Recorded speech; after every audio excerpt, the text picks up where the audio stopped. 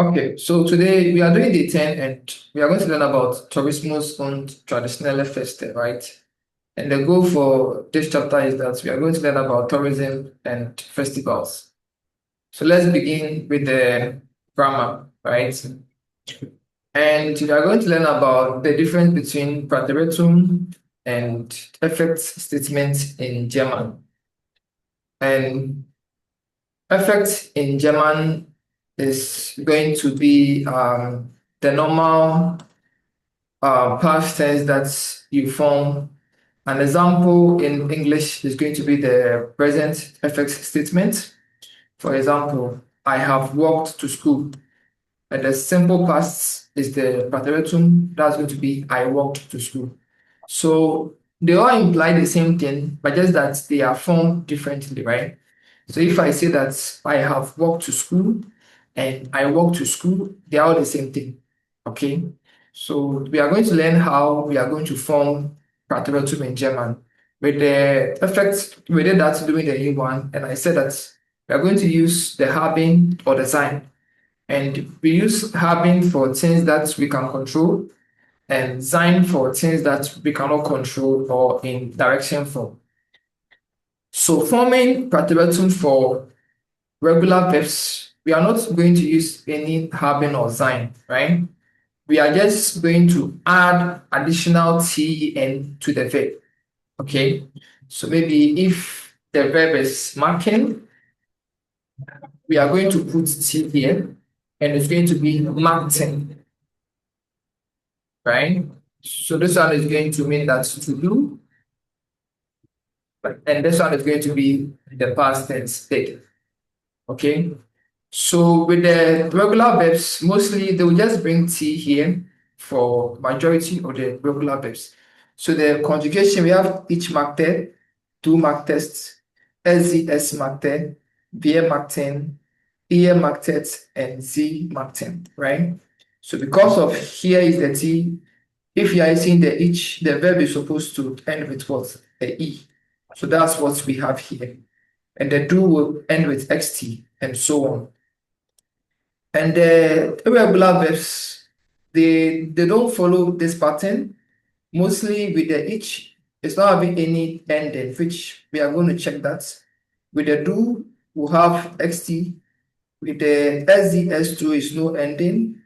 With the vir is going to be en. With the ear is going to be t. And the z formal is going to be en. So an example is gehen, that is to go. So ich ging, I went, right? If you check the effect for gehen, it's going to be gegangen. So maybe ich bin gegangen is going to mean that I went. This one is effect, right? But forming the Präteritum is going to be gingen. That is the Präteritum, which is quite different, right? So conjugating, we are going to get ich ging, du gingst, es ging, wir gingen, ihr gingt, and sie gingen, right? That means that I went, you went, and so. So let's do more examples where we are going to compare perfect and Präteritum statements. So we have arbeiten, and you want to say that you worked. It's going to be ich habe gearbeitet. That means that I worked, right? And the Präteritum is going to be arbeiteten. So we have arbeiteten. If you check the normal verb, we have arbeiten, right? Which implies that to work. Okay, but because here is en, right? Because here is en, we cannot put the additional t here, right? So because of that, they bring the t rather here and add en to it. So if you want to say that I worked, then it's going to be ich arbeitete. That means that I worked, or ich habe gearbeitet. That means that I worked. Spelling is Erhard Fußball gespelled. That means that he played football, and er spielte Fußball is going to be he played football. So the participle for spelling, we are going to put T here. So it's going to be spelten. Okay. And wohnen, wir haben in Berlin gewohnt. This one is going to be the perfect. By the Präteritum, we are going to put T here. So it's going to be wir wohnten in Berlin. Lernen, sie hat Deutsch gelernt. So she learned German. So we are going to put T here. So if we conjugate it, we get lernte. So sie lernt Deutsch, which is going to imply that she learned German. Kaufen, the Präteritum for kaufen is kauften.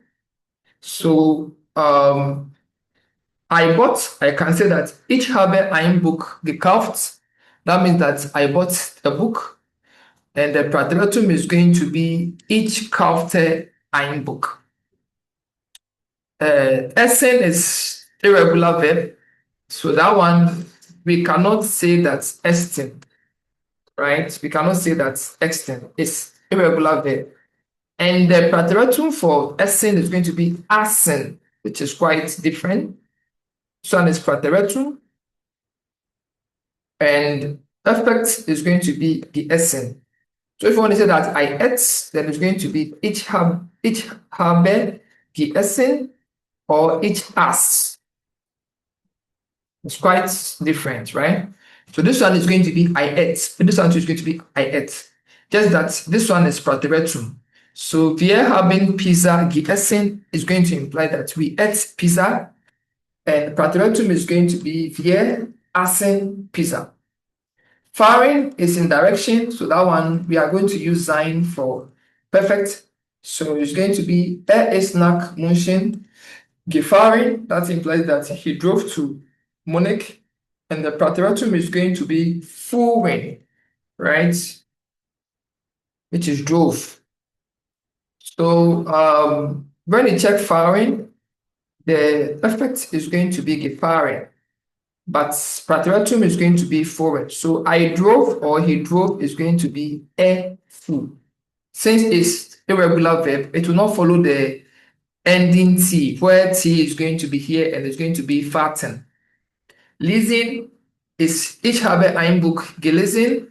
So effect is going to be ich habe ein Buch gelesen, but the Präteritum is going to be lassen, right? That means that the past tense of read. And schreiben is going to be sie hat einen Brief geschrieben, and Präteritum is going to be schrieben, right? So the original word is schreiben, and the Präteritum we have schrieben. Even if you check the effect for schreiben, is going to be geschrieben. That means that they switch the E and the I, right? So if you want to say that she wrote a letter, then it's going to be sie schrieb einen Brief. And sehen, wir haben einen Film gesehen is we watch movie, which is the past tense, and the Präteritum is going to be sahen, right? Which is sahen. So if you want to say that we watch a movie, then it's going to be wir sahen einen Film. That means that we watch a movie. So in simple terms, like I said, we use perfect in conversation about past events, which they have some examples here, like gestern habe ich meine Hausaufgaben gemacht. And Präteritum for more like writing stories or describing the past event. But you can use it for any of them, whether for your writing or for your expression. But for the Präteritum, is simple when you want to use for the auxiliary verbs and the modal verbs, right? Let's pick a verb like haben, to have. Präteritum is going to be hatten. So if I want to say that I had a car, it's going to be ich hatte ein Auto, right? But perfect haben is going to be gehabt. So if I want to say that I had a car, it's going to be ich habe ein Auto gehabt.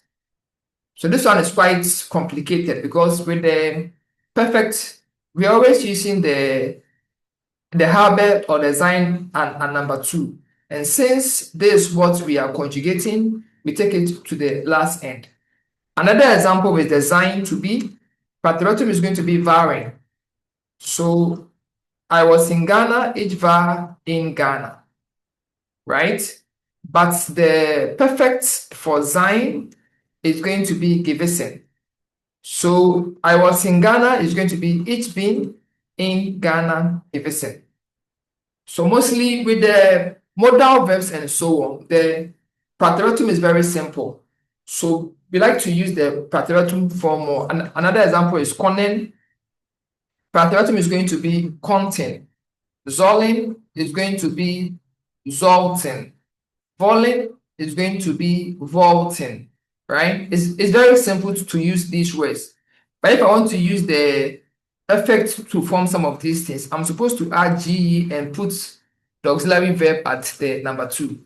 So that's the basic idea about the difference between Präteritum and perfect statements in German. Please, do you have any questions so far?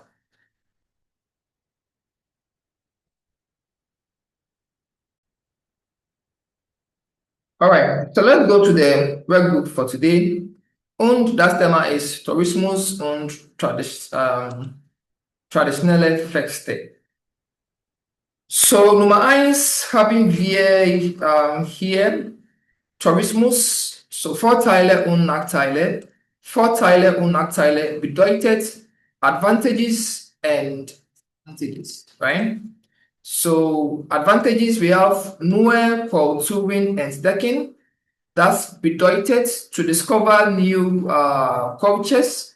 So von andere Länder oder Menschen kennenlernen. So kennenlernen bedeutet to get to know people. Entspannung und Erholung. So realization and self the recovery, right? Urlaub, Freizeit und so weiter. Wirtschaftliche Nutzung, so economic advantages, kulturelle Sehenswürdigkeiten besuchen, Tourist Attraction und Sprachenübung.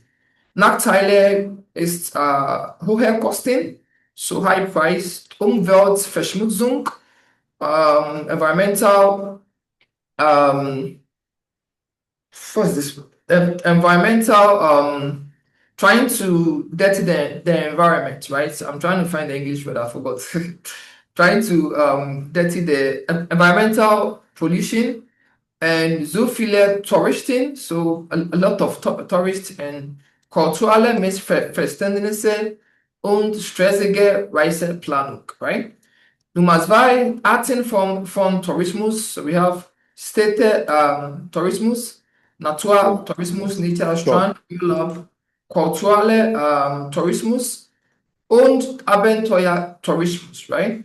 Und Nummer drei ist traditionelle Feste in Deutschland. So Oktoberfest, Weihnachten, Karneval, Ostern. Ostern ist Easter and Silvester, yeah? Und warum sind Feste wichtig? Why is festivals important? So Kultur und Traditionen bewahren. So to maintain your culture and Gemeinschaft und Zusammenhalt stecken, to improve togetherness and teamwork, Freude und Spaß für Familie und Freunde, Joy and Fun, Tourismus fördern, to promote tourism and besondere Erlebnisse für Kinder und Erwachsene. So Nummer 5 ist meine Erfahrungen mit Tourismus und Festen. Experience with tourists and festivals. So Sie können durchlesen, ja? So die Frage für euch heute ist, welche Feste gibt es in deinem Land und welche Orte besuchen Touristen gern? Wir haben hier 4 Stichworte. Nummer 1 ist Fest, Nummer 2 ist Tradition, Nummer 3 ist Touristen und Nummer 4 ist Sehenswürdigkeiten. Teil 2 ist dein Schreiben und Sie müssen einen Brief an einen Freund oder Freundin, in dem Sie ihn oder sie zu einem Fest einladen, right? So you write a letter to your friend that you have invited. Nummer 3 ist lesen. Und es gibt hier 7 Fragen und Sie müssen die richtige Antwort wählen und ein empfohlen Video, recommended Video. Und Teil 4 ist dein Hobby und gibt es hier 5 Fragen und deine Vokabelliste.